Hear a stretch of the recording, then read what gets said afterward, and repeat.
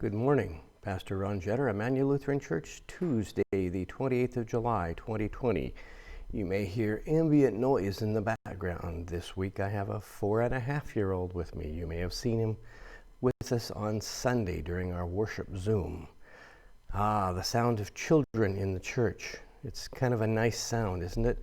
It's awful quiet when we don't have kids around. We are meant to be multi-generational. And as churches age, that happens less and less. This week, though, we're multi-generational again. So if you hear a noise in the background, here I am in the sanctuary. And of course, you all remember the children's section in there.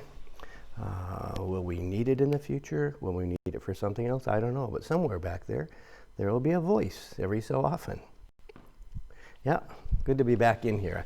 I like coming in here Tuesdays and look forward to the day when I'm leading worship in here on Sunday morning, even if the people are still at home and gradually come back in. In fact, I think that's likely what will happen is that we'll start out just me, or maybe me and a musician and a couple of singers, and then we'll gradually transition into bringing more and more people in and growing a worshiping congregation while still maintaining the worshiping congregation that gathers through Zoom, through technology. We don't want to lose that. We're a both-and church. And that'll probably be true for the rest of the life of our church and almost every church. We're all learning new ways. We're going to reach new people that way. Speaking of new people, we've been looking at Genesis. The first chapters are the primordial prologue, that which occurs before time. And now time begins, the actual time when the Jews today measure back to the beginning of the covenant God made with their ancestors, Abraham, Isaac, and Jacob. So chapter 12 of Genesis is a major shift in the narrative. Now we have people whose stories we are going to follow. Noah and his wife appeared briefly.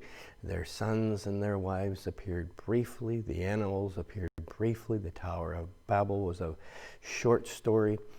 Even Adam and Eve, just a couple of chapters and they're gone. But now Abraham and his descendants are going to occupy the rest of the entire narrative from chapter 12 of Genesis through the entire 47-book collection of the Hebrew scriptures, the Tanakh, and then will be referred to numerous times in the Christian Testament.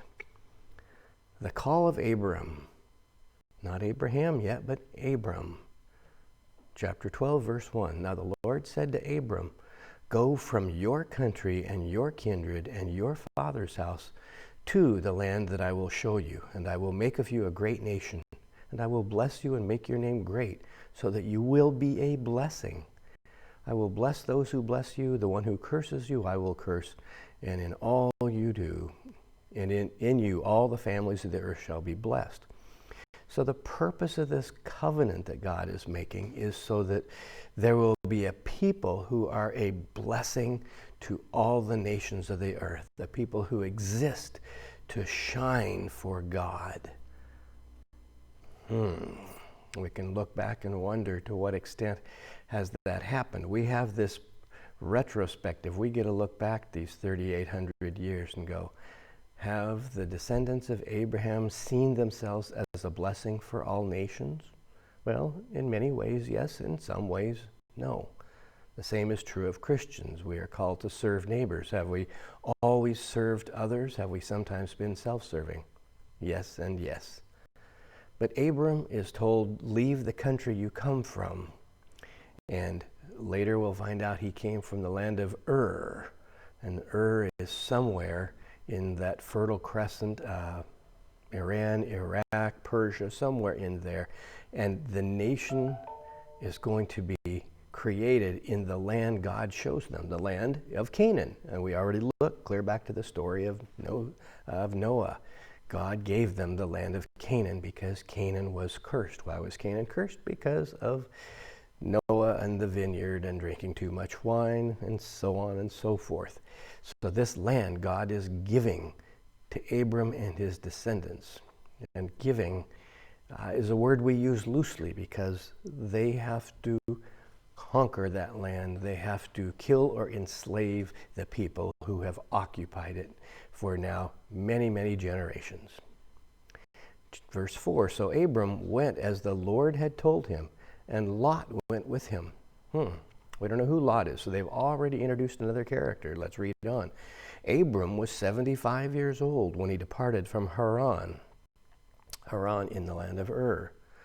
Abram took his wife Sarai and his brother's son Lot. Oh, okay, so Lot is Abram's nephew. And all the possessions that they had gathered, and the persons whom they had acquired in Haran. They've acquired persons, so they've got a household, they've got staff. So Abram is already someone of means and has an entourage. And here comes, hi there, what you need? Okay. And we have someone who needs a little bit of attention. Not surprising, maybe I'll have him come say hi. I'm being asked a question why we have an elevator at church, and I said because people who are older, who can't walk, whose legs don't work, have to have the elevator to bring the wheelchair up, and he doesn't understand people that don't walk. And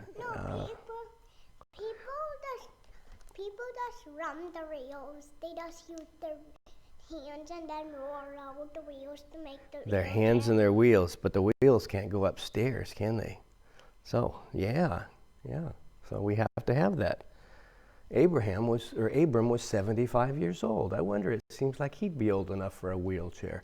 And that's when God said, okay, now that you're in your old age and you're comfortable, let's start something brand new. Well, that's a message for us, the church. Now that you're a church that's older and you're comfortable, let's start something brand new.